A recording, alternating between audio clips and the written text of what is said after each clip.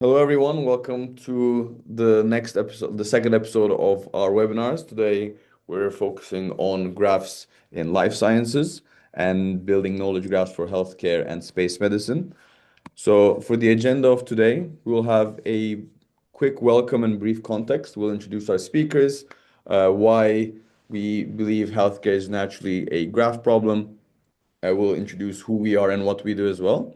And then we'll start off with types of graphs used in life sciences, a bit of mission critical context, and then we'll move on to digital twins and graphs in modern AI.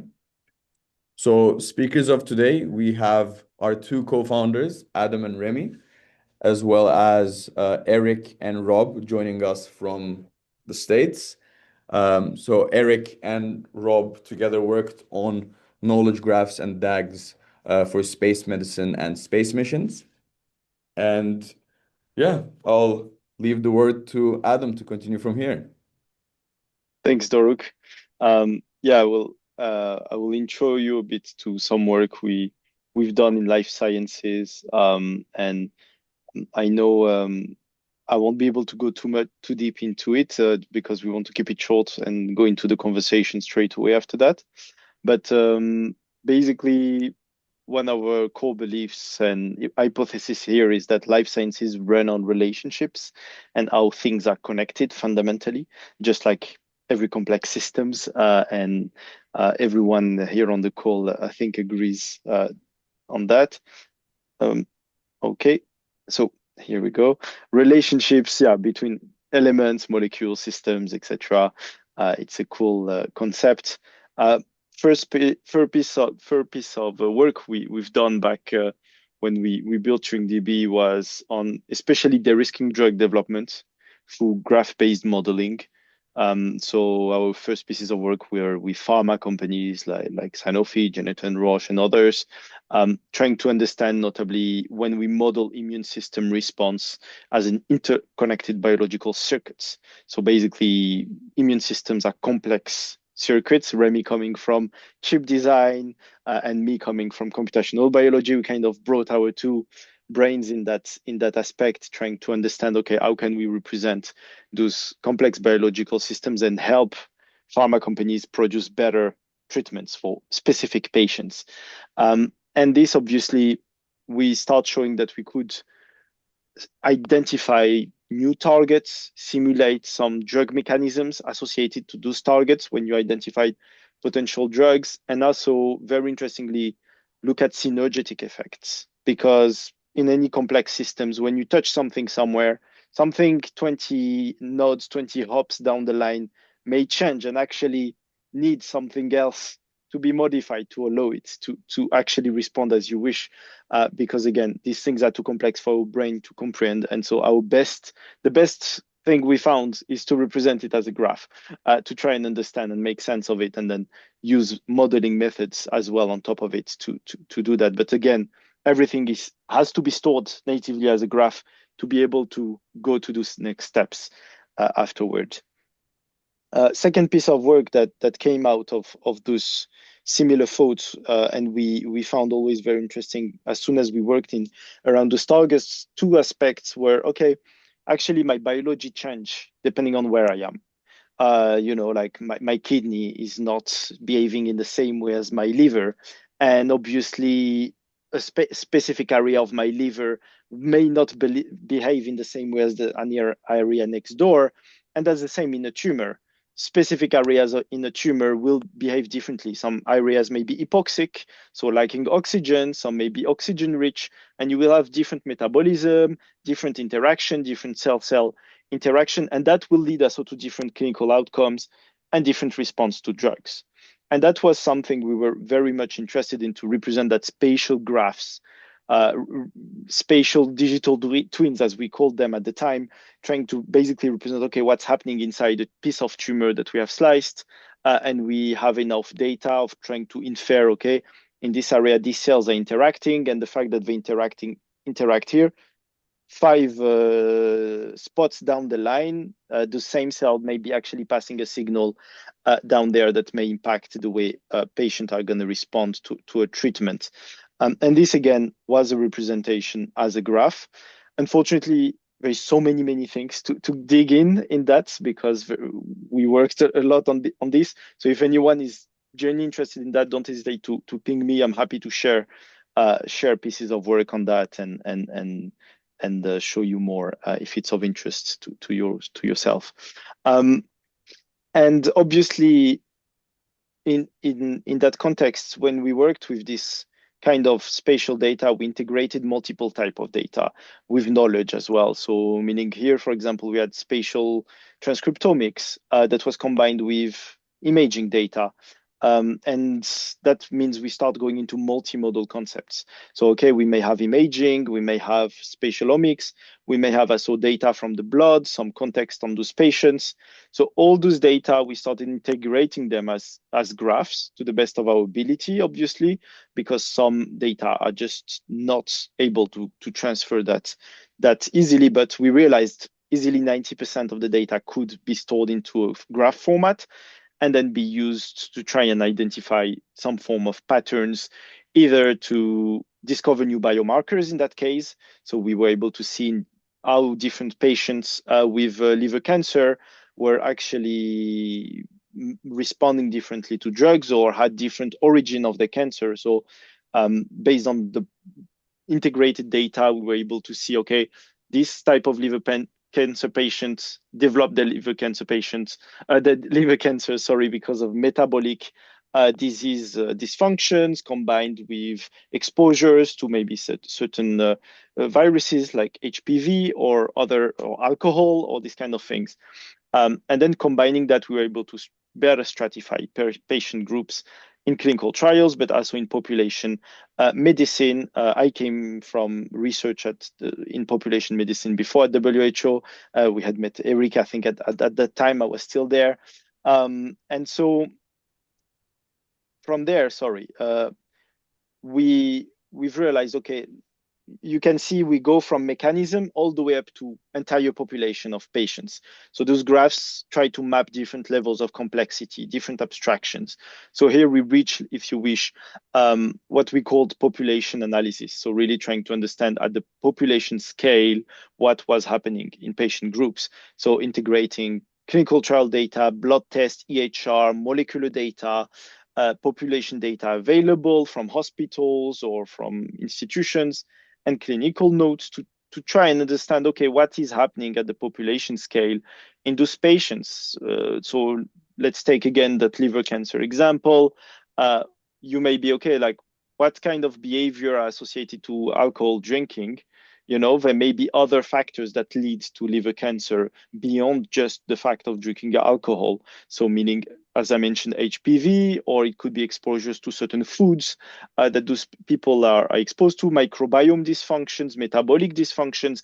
All of these are connected in a graph, and you can try to go back also to knowledge graphs that may store information on specific mechanisms. So again, everything is conceptually encoded as a graph, and we were working also with similar concept to understand in preventative medicine across different hospital sites, okay, what may be happening in one hospital and another when you treat certain patients with certain demographics. You may want to understand, okay, is there a connection between like the way these patients are treated and the outcomes and the postcodes and this kind of stuff.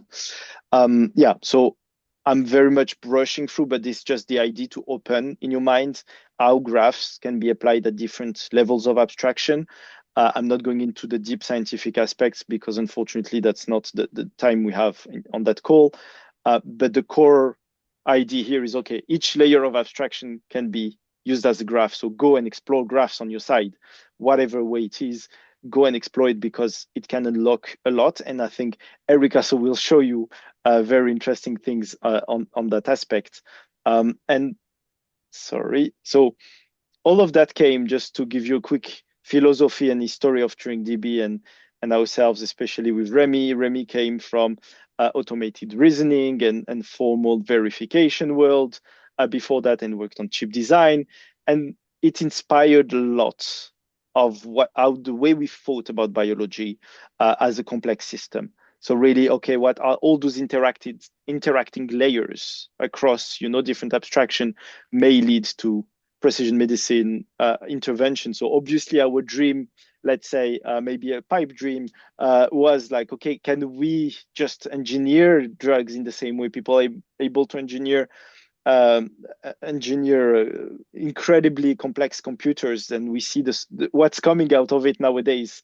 30 years later, we are starting to see to fruition the development of AI systems and so on, way beyond what we had imagined in our lifetime. And so basically, I think it's kind of that vision that can be carried through graph as a, let's say, an infrastructure foundation to go in that direction. And I think just to give you a bit of our story, because we love to talk about ourselves to an extent. So Remy and I met in science club in the tiny town in the south of France. So it's a real picture of us.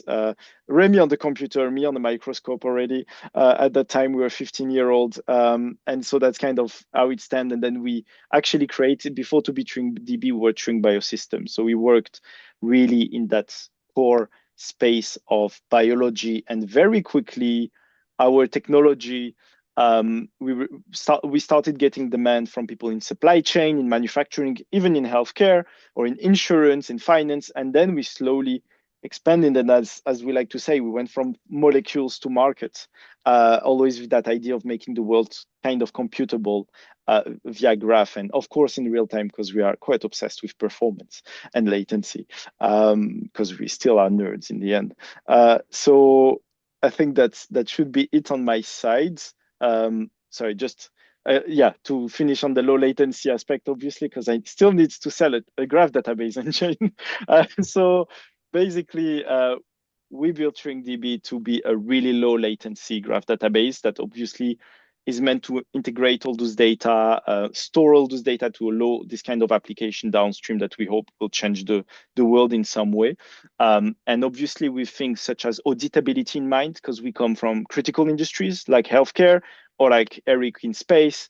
You need to know what the heck is happening. You cannot just say, hey, I'm going to take a massive decision because my model said so. You need to be able to track what happened.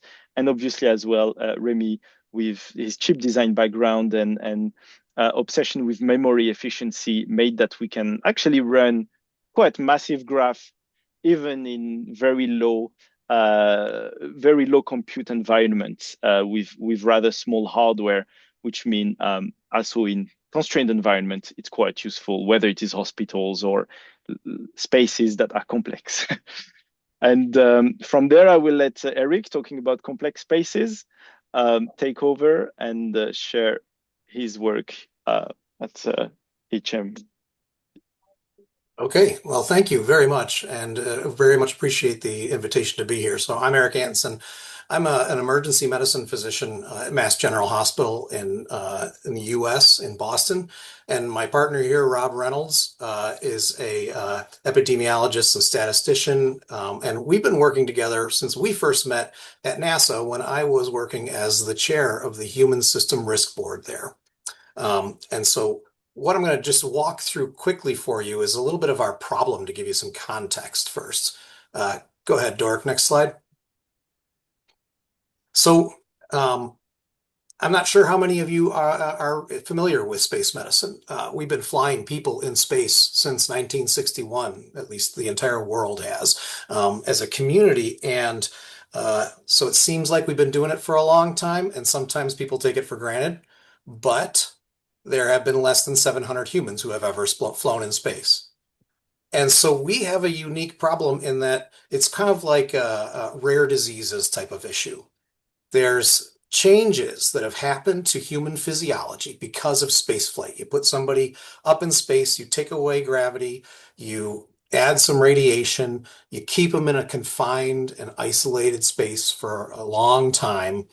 And you can imagine that things change in the human physiology and psychology, but also they're partnered with and a part of the larger complex engineering system that you see on the screen there. And for the last 25 years, most of our mission has been at the International Space Station, just learning about what happens to our bodies in space. And I don't know if you paid attention yesterday, but NASA at least announced that they were going to switch gears to building a base on the moon, and that's where the chunk of their funding is going. And that has some other implications for physiology. Now we're no longer just working in zero G and the things that we've learned, but our data set from the moon is from 1972, and it has, 9 people who were able to go to the surface of the moon. Sorry, it's 12 people, but some of them repeated, go to the surface of the moon. And they were all white male, all of them military except for Harrison Schmitt. And that's the data that we've got on how do we function in 1/6 of gravity. So if you go to the next slide, right, our experience base and the data that we have for the things that we're trying to do in spaceflight and human spaceflight have all been crowded around Earth. And we've got a very small amount of experience and data from the moon. And what we've got from Mars, which is what a lot of people talk about as our ultimate goal for the next couple of decades, is really zero with humans. And we have some successful robotic landings. And you can see from this graph just how our experience and our data drops.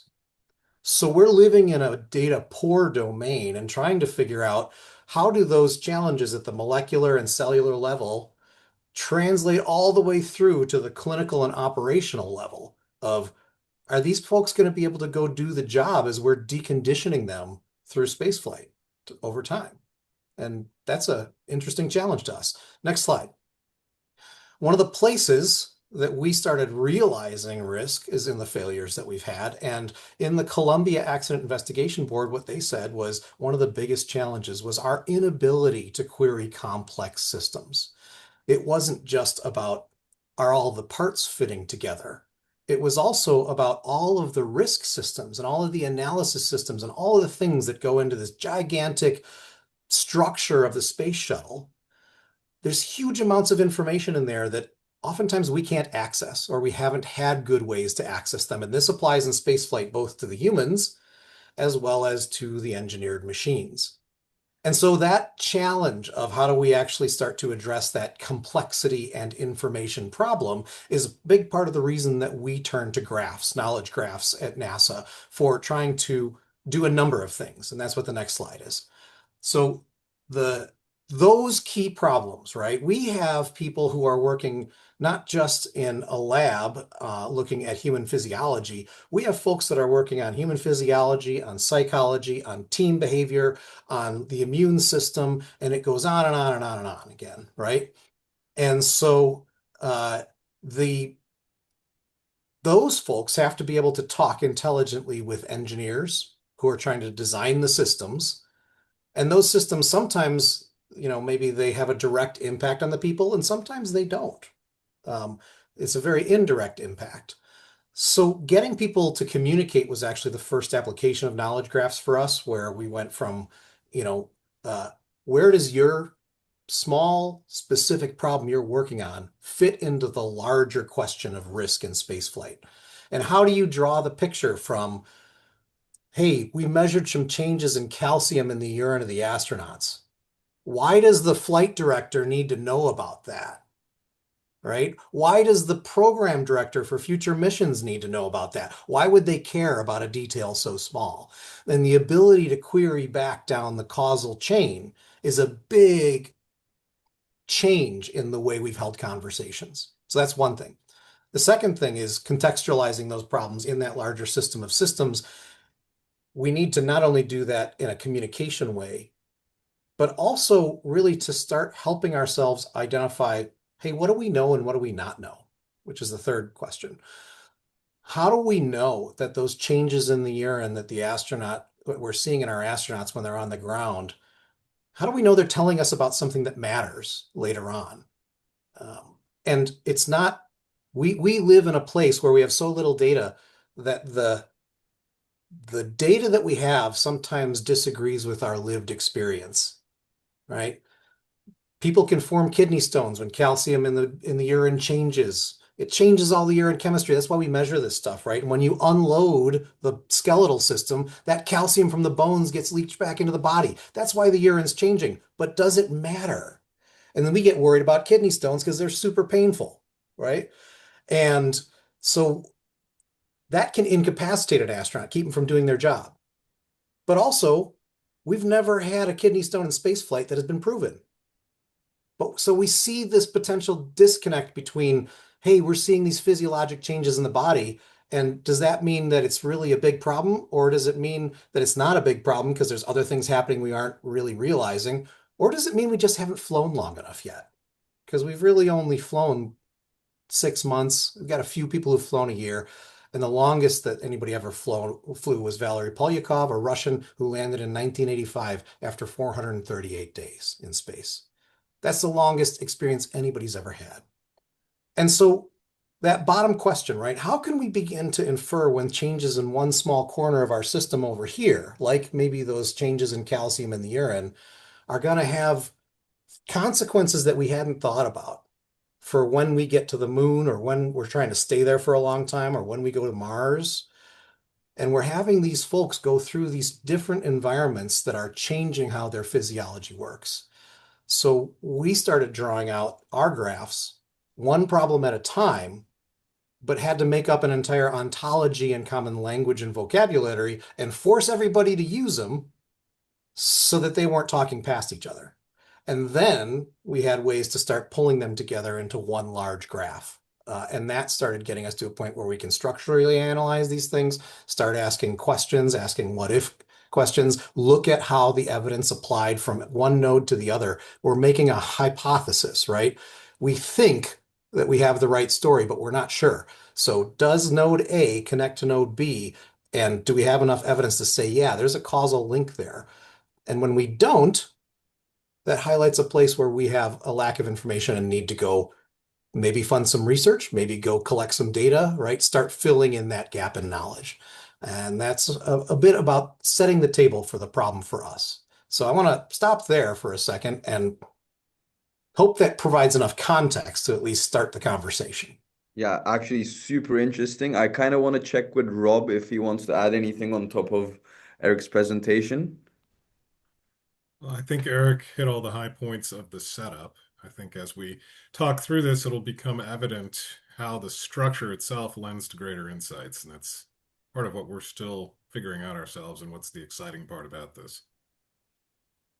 Exactly. All right, then we can move on to the first part of the discussion. So the types of graphs used in life sciences. I know all of you used I know all of you used very different types of graphs throughout your career, throughout your project. So it'd be really incredible to hear where you think there are some like the potentials and limitations of each type of graphs used in each application, and where you see the future headed. I'll also leave Adam to lead the discussion. Yeah, thanks, Doruk.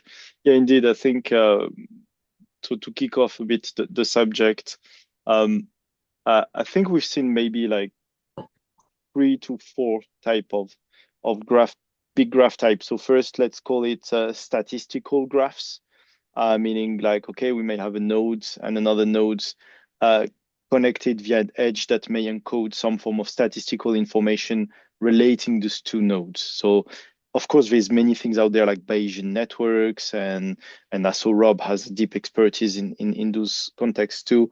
But also I would say things such as nodes that may be features, like known unknowns. We're like, okay, there is something happening here. We characterize it as a node. We have a statistical event linking to something we see, and that can be encoded in those statistical graphs. Then I would say that the second category may touch more to, let's say, similarity graphs in a general term. So whether some people can also store the vector similarities in a graph, but also just similarity between two entities, meaning, okay, that kidney process that I see may be very similar to another process I see in a mice. So actually, I'm able to start inferring things from a mice experiment, even if I've not had any human experiments in space on that context. So this kind of similarity graphs are kind of, I would say, a second category. And in metabolism, I worked a lot on also those similarities between compounds and so on, because it started informing some things there. And then we can layer it with the last one, which would be more the knowledge graphs. So generally trying to encode things we know about a system in some form of graph in the end. I don't know, Remy, if you had like some other graph types that you encountered, and otherwise I think Erik and Rob as well. I think maybe so it's maybe more niche, or maybe like the biologist can explain it much better than me, the computer scientist. It's in tumors, we had applications where basically we will have a measurement of the gene activity in the sense of gene transcription at each and every point of a tumor, or at least at the point where we can. And so you will have genes ABC that will be expressed or activated in different ways at different points. And so you can have a node, you can construct a graph that represents the tumor with a node for each location in the tumor. And so have the numerical values of these activities of genes ABC at each of these nodes in the graph of the tumor. And so you can have an edge that says how much the activity of these genes is similar to what's happening in the tumor at another point. And so you can see, are there areas of the tumors that are widely behaving differently from a genetic standpoint, or are they basically kind of synchronized, we would say, from a programmatic standpoint, kind of. So you can start to see weird things happening, basically. So that raises an interesting point for us, because I think we have applications for all three of these graph types that you're talking about, but we've probably only made it into one and just scratching the surface of the second one. So we have two different challenges, Remy, about the things that you're talking about. When you start at the molecular level, the transcriptomic, the genetic transcriptomic, and then move on to proteomic and metabolomic, right? As you gain in complexity there, what you're really starting to do is you're starting to identify a whole bunch of things that have changed in spaceflight. So you take away gravity and you add some radiation, and all of a sudden your genome, not the genome, but the transcriptome, the epigenome, other things start changing in response to the environment. What we're really interested in is what is conserved, right? Through not just changes, but that actually makes it to clinical and operationally meaningful things. And the reason why I jump immediately to that is because we do not have huge amounts of resources. So we got to try to make as smart a decision as possible as we can to say, hey, are these changes that we're seeing at the epigenomic and the transcriptomic level, are they even meaningful at the clinical level? Or are they noise that is occurring? Because yeah, we expect those things to see some changes there, but what do they mean when it comes to what's the so what, right? Does it mean my astronaut's not going to be able to do his job because all of a sudden this thing led through some pathway to a significantly increased atrophy rate of muscle, right? Like that's the conservation that I'm really trying to understand and look for. Same thing with like, hey, I measured these changes in the urine of my astronaut and their chemistry. Yeah, there's more calcium in there, there's more oxalate, but does that then mean that I'm actually having deposition and precipitation of material on the wall of the inside of the kidney? And does that then mean that that's actually going to break off and form a kidney stone, which if it sits in my kidney, I don't even care about it, right? We have lots of kidney stones we find in patients that are just sitting there, incidental findings that aren't causing problems. It isn't until they go and move into the ureter that you start having people come into the ER screaming in pain, right?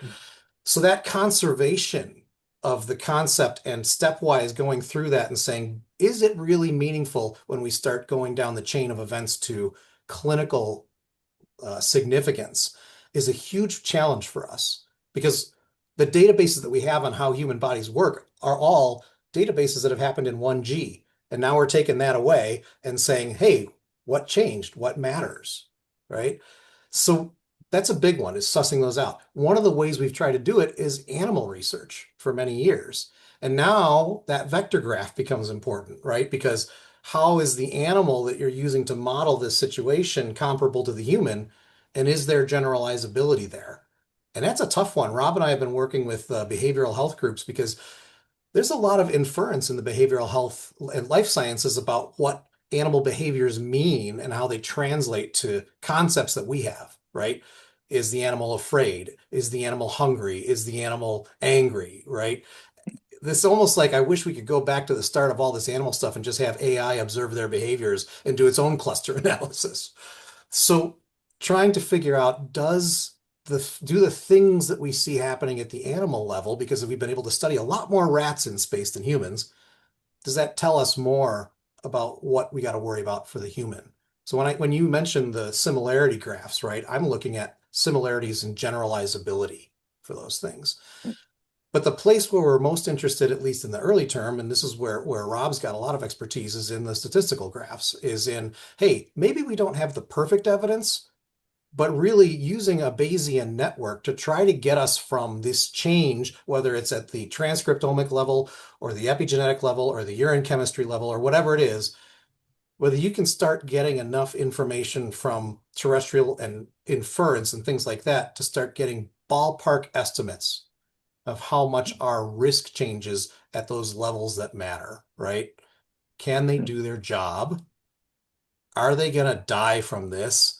Is something going to happen that's going to make us want to evacuate them, which is $1 billion proposal, right? We just saw a month or two ago the first evacuation from the International Space Station for medical reasons. We really want to try to predict those and minimize those things because that costs a lot of money to do that, and you worry about the crew member, right? And then the last part is, are these changes going to have a really long-term significant thing? So when you're talking about cancer, right, we're putting people in a higher radiation environment, but it's not a big like dose, immediate dose of it like the Hiroshima bomb. It's a very low level, low dose rate environment that we don't have a lot of good terrestrial evidence to tell us, is that going to result in more tumors and what types, right? Because all the engineers who build the spacecraft, they're done when the mission ends. But all the doctors who take care of the astronauts still got to worry about whether they're getting cancer in 5 or 10 years from now. Unique problems there. So, Rob, might be useful to talk about some of our hopes and dreams for the Bayesian network stuff in that context. Yeah, the vision was always to pivot our networks into something that could do that sort of probabilistic computation. If you look at epidemiology as a science, it's fairly obsessed with causation and assessing causation. And there's different ways to go about that. The mainstream literature is all about trying to find statistical models that can remove bias and give you unbiased estimates. But there's this other branch that comes more from the computer science half of things. It's about probabilistic inference. That's the direction we wanted to go because it was a natural fit with the way NASA thinks about risk. With all of the risk systems that the Human System Risk Board is looking at, there's a likelihood and a consequence score. So the consequence, you can define it out, just like Erik just did. It can be a kidney stone that debilitates the crew. It can be cancer 10 years down the line. That part, barring a value judgment, I think we understand pretty well. You might put different weights on different outcomes, but we can do that. It's that likelihood half that's been eluding everyone. Just because you could get a kidney stone doesn't mean you're going to. And as Erik said, we've never been able to demonstrate that anyone has. So what is the true probability there of that happening? Well, it's depending on a whole lot of things going on. How much are their bones unloading, and are they a stone former, and on and on. And there's a whole web behind that. So the idea that you might be able to take what those networks would call evidence, feed it in, it's kind of like fixing the value of certain nodes and then compute across what's left, is a great way to try to get a handle on not only the complexity, but the probabilistic part of the complexity. Just what is that risk in quantitative terms? Now, because we have so little data, it's always going to be kind of a best guess scenario. What you're trying to do is characterize your uncertainty and understand where you need more information, as Erik said, and where you think you've got a good estimate, and really bound your uncertainty. And so transforming your best causal explanation into a probability calculator, to me, is probably the best way to do it. And it also is about crossing between silos. So, we've got experts in food and nutrition. We've got experts in urology and kidney stones. We've got experts in all these different areas. And we've tended to try to say, hey, let's look at this problem in isolation so the experts can drill down, right? 87% of kidney stones that happen on Earth, in American patients at least, are calcium oxalate stones. We already know calcium's leaching into the blood from the bones when you unload the skeletal system in spaceflight, but you're also fully providing the food and nutrition to the astronauts, like they got to eat what you sent up there. So how much oxalate you actually put into the diet now can also affect that. But those two risks have been seen as completely separate. So when we do the drawings for these graphs and we take, our understanding from our subject matter experts that, hey, the diet here can actually impact the urine chemistry here, the blood chemistry to the urine chemistry, right? All these things. Then you start to create these connections between the different silos of research that we've done. And so the way that we structured the graphs was to try to create some of that interplay by first defining all of the terminology so that the nodes all use a common terminology, and then using the subject matter experts to say, I think that the diet, the food and nutrition node here actually impacts the kidney node here at this point. And now you got a falsifiable hypothesis, right? That goes along with how much calcium is coming from the bone, which is a separate risk over here. So we started developing these so you can overlay all of these risks on each other. And then the places where they use the same node and the same terminology, they would just overlay directly. And that's how we actually created the larger DAG, was to do that. I will say directed acyclic graphs, and I just want to mention that for a second, right? Everybody knows in the physiologic world there are feedback mechanisms that can occur.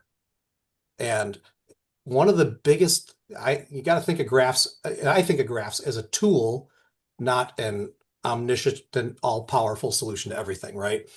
So one of the things that we got stuck with our scientists a lot was they would really be concerned in figuring out all the little feedback mechanisms at the physiologic level, but they were never making the connection for their stuff out to the functional level.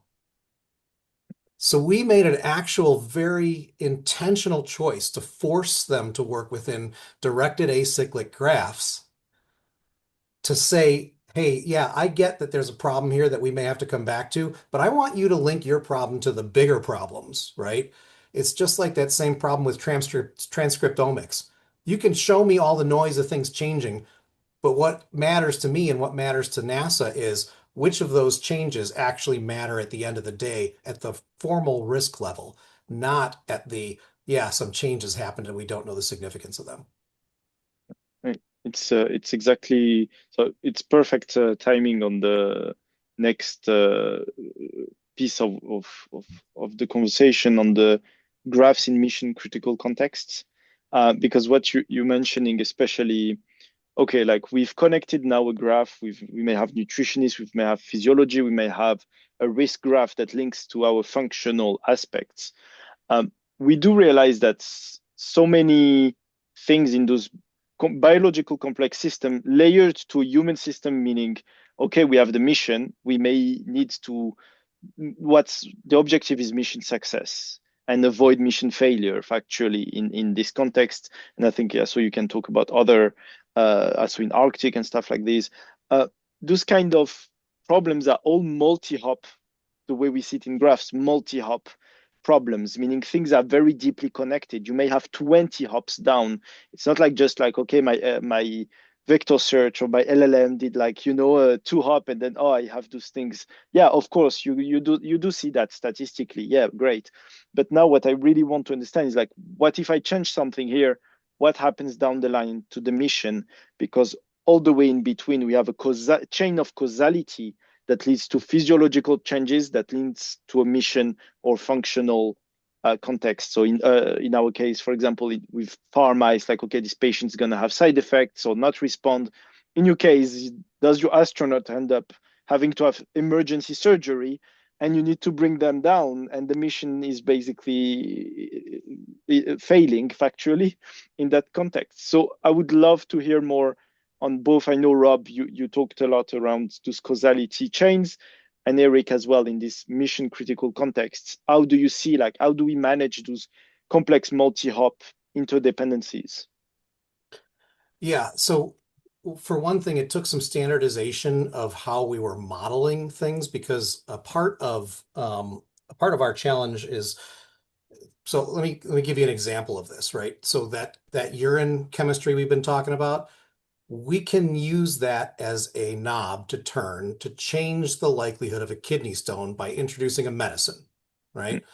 I can give an astronaut potassium citrate which binds with the calcium and takes, changes that precipitation level and decreases the likelihood that they're going to have that calcium oxalate kidney stone form, right? So that single spot there gives me a knob to turn that can be represented by a countermeasure within the graph, right?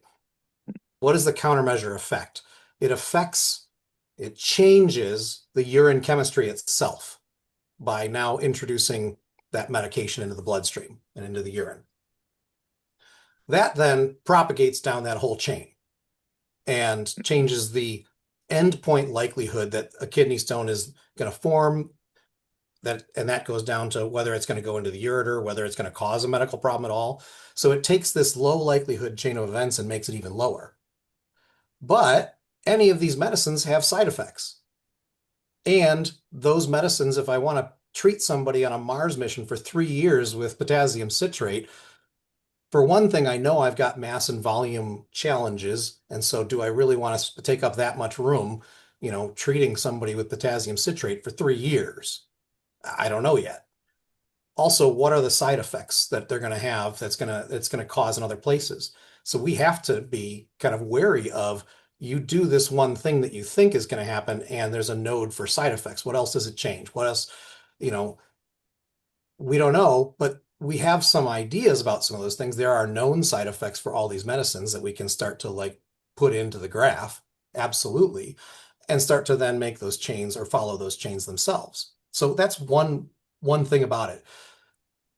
Elsewhere along that same chain, when I was at NASA in about 2016, I funded a company called Sonomotion, and they were looking at using ultrasound to externally break up the kidney stone.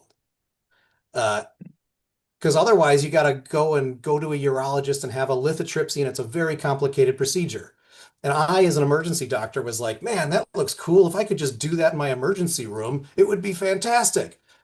Well, just last month, Sonomotion finally got their FDA approval for the device that we funded them, along with other people, to develop, because we wanted to use that as a node in this chain of events to say, hey, if the kidney stone did form, maybe I could just monitor it and push it back away from the ureter. Or if it gets into the ureter, maybe I could dissolve it with this thing. And what that does is it changes the likelihood of that progression down the chain of events, right? So every single one of those things becomes a what-if game in that Bayesian network with the joint probabilities that you can put in place, where you can say, this isn't like a perfect solution, but maybe it decreases the odds of a clinically or operationally significant issue. Maybe it decreases the odds of us wanting to evacuate them by this much. And then you have to weigh that against, what is the mass and volume and the power needed for that thing enough to take up some of the room that might have gone to the propellant that we need to fly the spacecraft? Because that's where the risk balance comes, right? When you're designing these systems, you're not saying, should I include it or should I not, just based on, is it going to be helpful? Because it's always going to take up mass and volume and power from something else that might be life-sustaining. And that's the larger context outside of the human system. Rob, you got thoughts on some of that? Well, I think what you're pushing on there, Eric, is from the graph perspective, what I like to call epistemic resolution. So if we're talking about being on that causal chain from urine chemistry all the way out to a stone, we could probably model a whole lot of steps in between. The question becomes, which ones are useful to model? And it could be some combination of, is it intervention worthy? Is it an opportunity where we could interrupt that causal flow versus is it fait accompli, right? So if we look at some small change in time and some small change in events, there's probably nothing we can insert in the middle there, and it's probably just going to happen and it's not worth putting on the graph. But if it's something that is more in that 50-50, okay, there's room here to intervene, and maybe this is a spot where we could stop whatever's going to happen, that's what you want to put in there. So if it's a matter of 10 hops, 10 hops are not always 10 hops, I guess is my point. There really could be 20 there, or there could be 5. Depends on what you're looking at and what you're trying to do by modeling that chain. So in Eric's example of kidney stones, you would want to include things where, hey, this is a point where we could do something, and maybe sort of sweep under the rug the things that are just going to be part of it. If you can't stop at the molecular level the calcium from forming with oxalate, then there's no point in really putting it on the graph. But if you can throw a drug in there that turns that calcium into something else, you've got a reason to put it on there, and that's some insight that you might use. I think it touches a bit to a subject we had talked before of that zoom in, zoom out problem.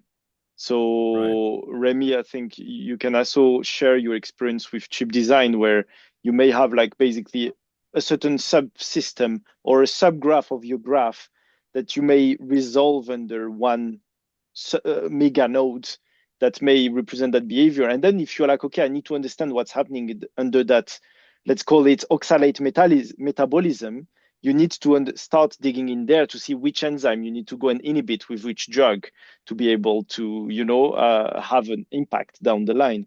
So Remy, like, could you share a bit like that view on that?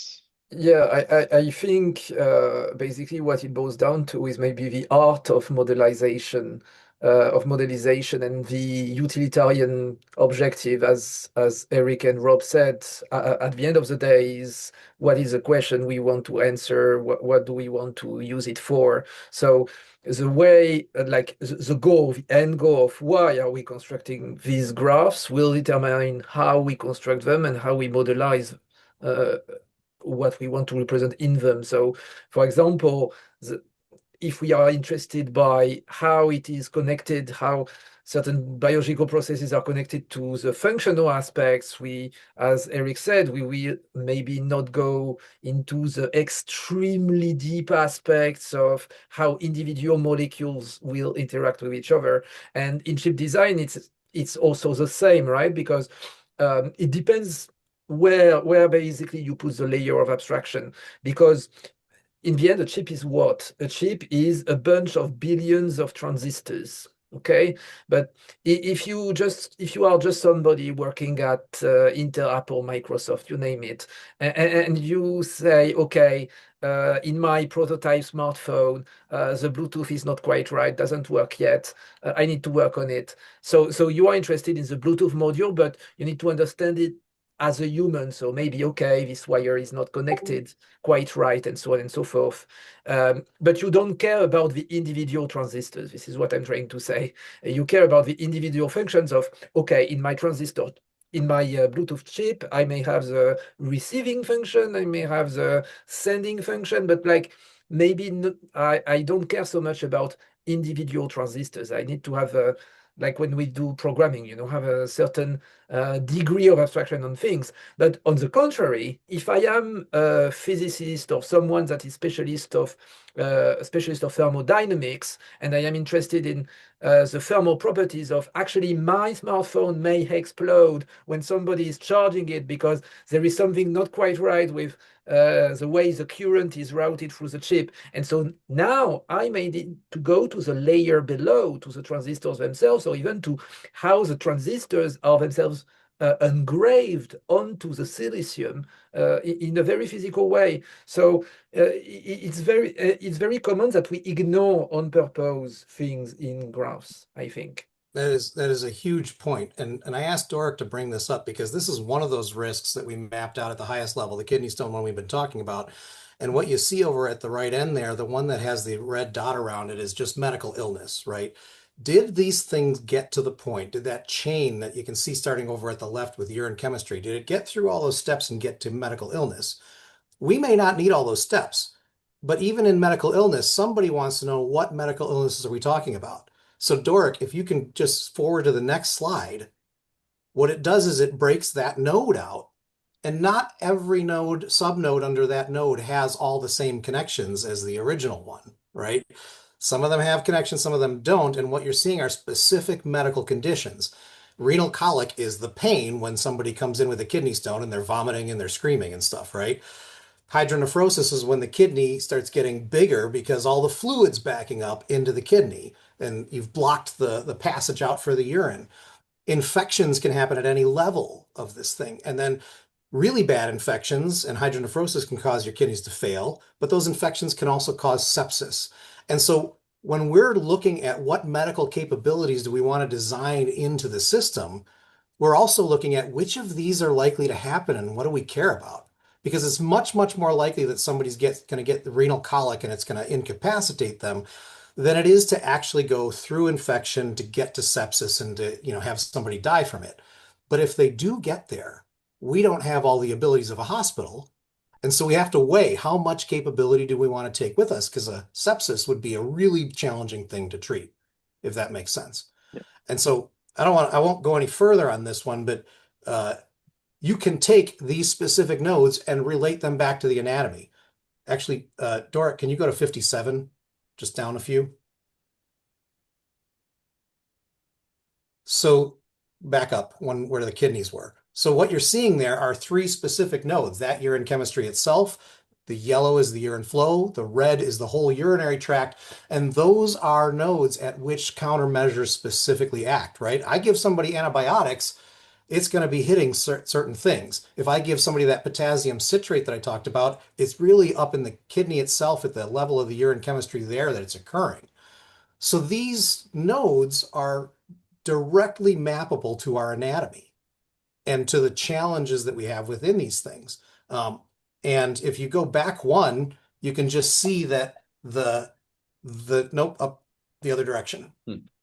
Those purple nodes there are those countermeasures. Potassium citrate, water intake, bisphosphonates, right? These are all medications that are doing different things for different reasons. And you can see ultrasound and ultrasound manipulation on there. And some of them are very specific, like the name of a specific medication, but then also at the other end, you just see medications as a category node, because depending on which of those medical illnesses you have, maybe you have to break that one out further.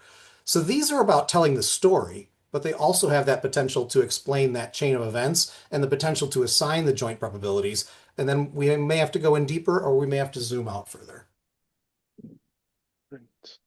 Yeah, I think it's exactly the kind of discussion we wanted to bring forward with those, notably like seeing that you can actually have actionable points within those graphs. So really, we are not just talking about conceptual research, but really being able to pinpoint, okay, here is what we can do to get this desirable outcome for, in your case, mission, or in clinical cases, getting a patient recovering, etc.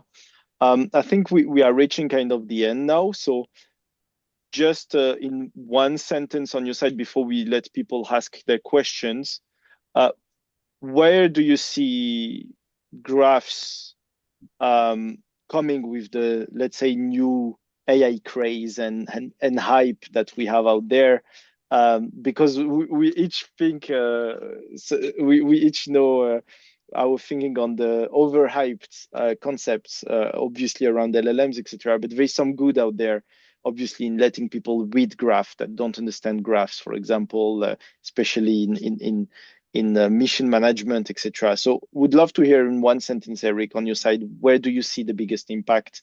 And then Rob, same, in one sentence, where you see the biggest impact of graph plus modern AI. I think that for me, the biggest challenge in assigning joint probabilities and level of evidence to each of those edges that's within these graphs is that there's so much out there and so hard to search through. And so I think that the capabilities that are developing now with LLMs and those models to actually go and pull from the literature, identify and pull from the literature, and help me to collapse down that search for, hey, what's applicable to this edge between these 2 nodes? I think that will make my job a lot easier when it gets to a certain level of trust, right? And so it's not just ChatGPT, it's the ones that are being really trained to be attentive to the evidence and to be able to, not make up and hallucinate references. Yeah, clearly processing a lot of text really quickly is what LLMs are good at. And so I think Erik's right on the money with that. One of the things I obsess about with is understanding, how do we know our graphs are correct? So one of my dreams is to get the LLMs to where not only can they look at an evidence base and understand where it's applicable to existing nodes, but also get them smart enough to be able to represent those logical relationships that it's getting out of the grammar of the scientific literature into a graph structure. So so far they're not great at that. And I know people who are using LLMs and trying to give it our HSRB DAGs, and it's not really helping the LLM make better decisions. So there's still some disconnect there that needs to be solved between the logic of spoken word grammar and the logic of the graphs. But once we bridge that, I think then giving a whole lot of papers to an LLM, letting it chew through that and draw what it thinks is the best graphs, so we can set them next to each other and say, here's what our human experts think. Here's what the LLM thinks, the AI. Where are they similar? Where are they different, and why? And then that helps us come to a reconciliation of what's really the best explanation here. Great, fantastic. Thanks, guys. I think it's very helpful. I don't know if we have anyone that has any questions right now before the end. We can maybe give ourselves 5 extra minutes. If anyone has a question, feel free to lift your hand in the on the React button below. Otherwise, I think with Doruk, there was a couple of questions. So maybe we're a bit late for some of Pencho one that were on the go. But I think how good is StringDB when you need to model specific structures like in Postgres, like from Pencho?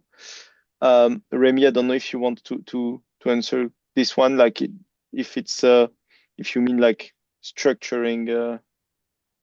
Yeah, so I don't know if Pencho, you're still there, or if you want to comment on exactly what you meant. Yes, no, maybe. Okay, otherwise it's okay. So I can answer in general. So TuringDB is a graph database, right? So we can quite easily model very complex graphs. So typically it's interesting to use us when you, so obviously for any type of graphs, but it's even more something different when you start to have very big graphs like 1 million, 10 million, 100 million nodes and more. This is where TuringDB shines compared to the existing solutions. And so when you have graphs, so you have a total, you have a very large liberty of modelization and how you can represent what you want. There is also the temporal aspect, which we have worked on, which is you have a graph at a certain point in time that may represent, I don't know if it's in the medical domain, it's what's the biology of a patient at a given point in time.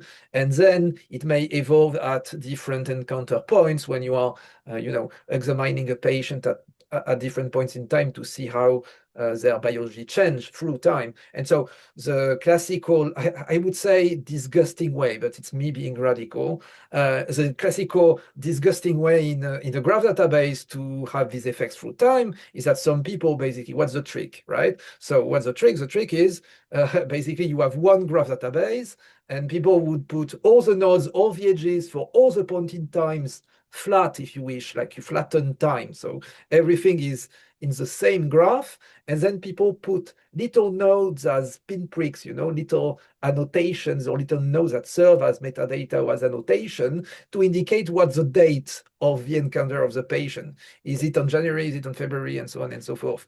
All that put together into a gigantic mess of one graph. So if it's small-ish, could work, especially if you want to print it or whatever. In a graphical way, could work.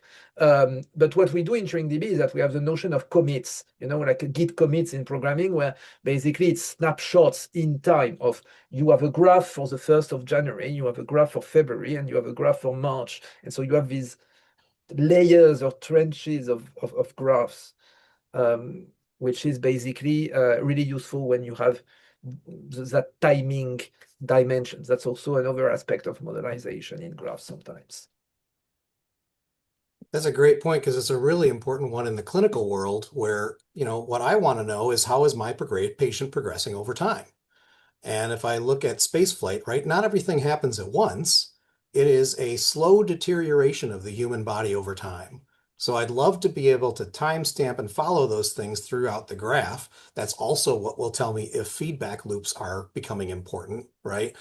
But ultimately what happens in spaceflight is you put the body in a new environment and it changes. We decondition. And I'd love to be able to use graphs to help interrogate that over time to say, where do I start getting to a threshold where I need to worry about somebody? And that's the same thing whether I'm in my ER functioning over minutes to hours or in a spacecraft functioning over, days to years. Yes, exactly. Yeah, it was born exactly from those kind of problem we had faced in the healthcare space. Yeah, I think it's one last point. I saw a very technical question from Edward on some support stuff, so I will encourage you to go on our Discord, and Remy can also maybe answer in the chat in private. Contact me through any way you like, through the Discord or through LinkedIn or through my emails that I can write down below. Exactly, thank you. And otherwise, yeah, I think in some other questions I've seen upstream on more the vector LLM space. I think it's also quite interesting to see how architectures are building now. So with graph databases, vector databases, LLM. So in our case, for example, we have an embedded vector database within Turing DB. So we can do stuff like GraphRag, vector search, combine that with LLM systems as well. And I would say one interesting thing, like very last point there to discuss together. How do you imagine what kind of, because sending GPUs in space is going to be complicated because it's bulky, it's energy consuming, it's not the biggest priority if you want to, maintain your crew on site. How do you see graph in space tomorrow, like in 5 years, maybe in 2 or 10? But how do you see graph could be deployed in space on an FPGA, on a RAM or whatever? What's your vision there? So that's actually a problem that I think has already been solved. HP partnered with NASA on a project called Spaceborne Computer. There was Spaceborne Computer 2. They're on Spaceborne Computer 4, by the way. And so that is two supercomputer capability platforms that sat within a locker on the ISS. And I'll just tell you real quick one story about it to give you in some insight of how powerful it has been. They did an experiment. We don't do much analysis of laboratory or other like PCR or other things in space. We freeze most of the samples and send them down to Earth. So you can imagine that the turnaround time, if you want to swab the surface of something on the space station and say what's growing here, that's actually 6 months to a year for the turnaround time on the information. Because you got to freeze it, you got to let it sit, you send it down with the next spacecraft, it gets sent out to a lab, somebody analyzes it in their lab, and then they got to report it back in. God, what a nightmare, right? So what Spaceborne Computer 2 did, and this was Mark Fernandez's group, they worked with the scientists and they said, we've got a MinION already up there that does the PCR analysis. What if we took all of your analysis and just automated it on the computer? And they do edge computing up there, right? They're not sitting on the cloud. They're already proving out these systems, and they're doing federated learning processes already on the ISS and at NASA. So what they said was, let us do all the analysis and just plug the MinION right into the computer. And they took that turnaround time from 6 months to 11 seconds to tell us, oh yeah, you've got Staph aureus sitting on this bench over here. Maybe you should clean it off, right? Now you have something that's actionable.